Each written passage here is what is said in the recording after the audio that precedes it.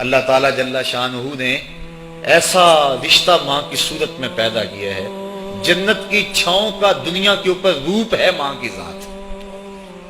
جنت کی گھنی چھاں ہے ماں کا وجود، اور اللہ نے اپنی رحمتوں کو اگر کوئی صورت دی ہے تو وہ ماں کا روپ ہے، اور ماں کے سینے میں وہ تڑپتی ہوئی ممتا اور محبت کے وہ پگھلتے ہوئے جذبات رکھے گئے ہیں کہ دنیا پر ماں کے پیار کا بدل نہیں ہے۔ میں کہا کرتا ہوں آج کوئی شے بھی خریدنے نکلیں تو آپ وثوق سے نہیں کہہ سکتے یہ خالص ہے، ہر شے 2 نمبر دستیاب ہے، ہر شے میں ملاوٹ ہے، لیکن ایک چیز آج بھی ملاوٹ سے پاک ہے اور وہ ماں کا پیار ہے۔ ماں کی محبت آج بھی کھری ہے اور آج بھی اس میں کوئی ملاوٹ نہیں ہوئی۔ بچہ بوڑھا بھی ہو جائے لیکن ماں کے لیے وہ بچہ ہوتا ہے، ماں کی دعائیں اسی طرح اس کے لیے ہوتی ہیں، اور بچہ آغوش مادر میں آ کر پھر طفل سادہ رہ جاتا ہے۔ یہ ماں کا پیار اور ماں کی محبتیں۔ ایک شاعر نے ماں کی محبت کا نقشہ کھینچتے ہوئے کیا خوبصورت بات کہی، وہ کہتا ہے مدت ہوئی میری ماں نہیں سوئی تابش، میں نے ایک بار کہا تھا مجھے رات کو ڈر لگتا ہے، کہا سحری کے وقت میں نے ایک بار اٹھ کے رات کو چونک کر کہا تھا مجھے رات کو ڈر لگتا ہے۔ مدت ہوگی اس بات کو، یہ قصہ پرانا ہو گیا ہوا ہے، مجھے بھی بھول گیا ہوا ہے، لیکن میری ماں رات کو نہیں سوتی، میرے بیٹے کو کہیں ڈر نہ لگ رہا۔ یہ ماں کے پیار کا روپ ہے۔ علامہ اقبال جب ان کی والدہ انتقال کر گئیں تو وہ دیار غیر میں تھے، تو اس وقت انہوں نے ایک طویل مرثیہ لکھا اپنی ماں کی یاد میں، جس کا عنوان ہے والدہ مرحومہ کی یاد میں۔ اس کے اندر لکھتے ہیں آہ اب وطن میں ہوگا کس کو میرا انتظار، آہ وطن میں ہوگا اب کس کو میرا انتظار، کون میرا خط نہ آنے سے رہے گا بے قرار، آرزو لے کر تیری خاک مرکز پہ آؤں گا، اب دعائے نیم شب میں کس کو میں یاد آؤں گا، کون پچھلے پہر اٹھ کے دعا کرے گا۔ ہر ایک سے کہنا پڑتا نا جناب دعا کرنا،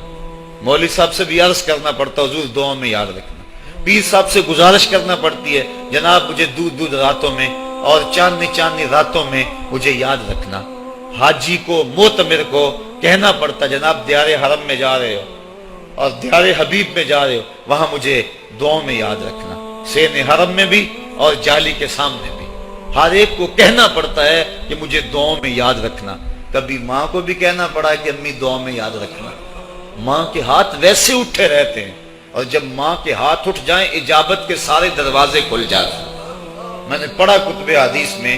جو دعائیں رد نہیں ہوتی ان میں سے ایک ماں کی دعا ہے، جب ماں ہاتھ اٹھا دے تو جنت کے سارے دروازے کھل جاتے ہیں، اور یہ لازمی نہیں ہے کہ ماں رابعہ بصریہ ہو تو پھر ہی اس کی دعا قبول ہوتی ہے۔ اپلے تھاپتی ہوئی ماں اور لیپا پوتی کرتی ہوئی ماں جو ہے وہ مٹی سے بھرے ہوئے ہاتھ اٹھا دے تو اللہ ان ہاتھوں کو بھی خالی نہیں موڑتا۔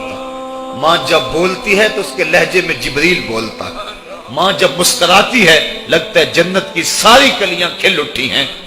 ماں کے چہرے کی رونق اور ماں کے چہرے کی جو ہے وہ خوشی بیٹے کے دل کو حقیقی قرار اور حقیقی تسکین دیتی ہے۔ جو ٹھنڈ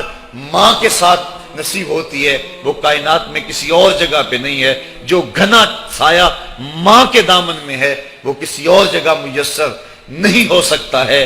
وہ کیا کہا تھا کسی نے کہ 5 سٹار ہوٹلوں میں کھانا کھانے میں وہ لذت کہاں جو چولہے پر بیٹھ کے ماں کے ہاتھوں سے پکی ہوئی چپاتیاں کھانے میں آتا ہے۔ عالی جناب حضرت صاحب کیا کیا اسٹیٹ سیکرٹری نام لیتے ہیں، لیکن وہ لطف کہاں جو ماں اوئے ببلو اوئے پپو اور اوئے مٹھو کہہ کے پکارتی ہے۔ جو مٹھاس ان لفظوں کے اندر ہے وہ بڑے اور بھاری اور بھرکم الفاظ اور خطابات کے اندر کہاں ہے۔ اونچی کرسی پہ بیٹھنے کا وہ لطف نہیں ہے جو ماں کے قدموں میں بیٹھنے کا ہے۔ اللہ نے ماں کے روپ کے اندر ایک محبت اور ایک الفتوں کا ایک ایسا دریا دیا ہے کہ جس کے اندر انسان جب جاتا ہے تو اس کے دکھوں کے سارے میل دھل جاتے ہیں اور وہ بالکل آسودہ ہو جاتا ہے۔ یہ ماں کا روپ ہے، یہ ماں کا پیار ہے۔ تو ماں کا بچھڑ جانا، اس دنیا سے چلے جانا، یہ ایسے ہی ہوتا ہے جس طرح کوئی بندہ گھنے سائے میں کھڑا ہو تو اچانک اس کو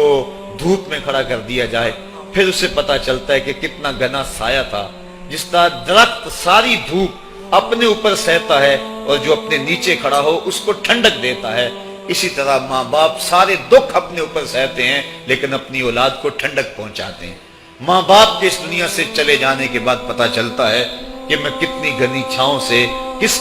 کڑاکے دار دھوپ میں آ گیا ہوں، اور میری زندگی کے اندر کتنے دکھوں کا زہر گل رہا ہے۔ جو زہر پہلے ماں ہمارے قریب نہیں آنے دیتی تھی، جو باپ ہمارے قریب نہیں آنے دیتا تھا، وہ اپنی باہوں میں اور اپنے سینے میں ان غموں اور دکھوں کو سمیٹ لیا کرتے تھے۔ تو ماں کا بچھڑ جانا، ماں کا اس دنیا سے چلے جانا، یہ بہت بڑا سانحہ ہوتا ہے۔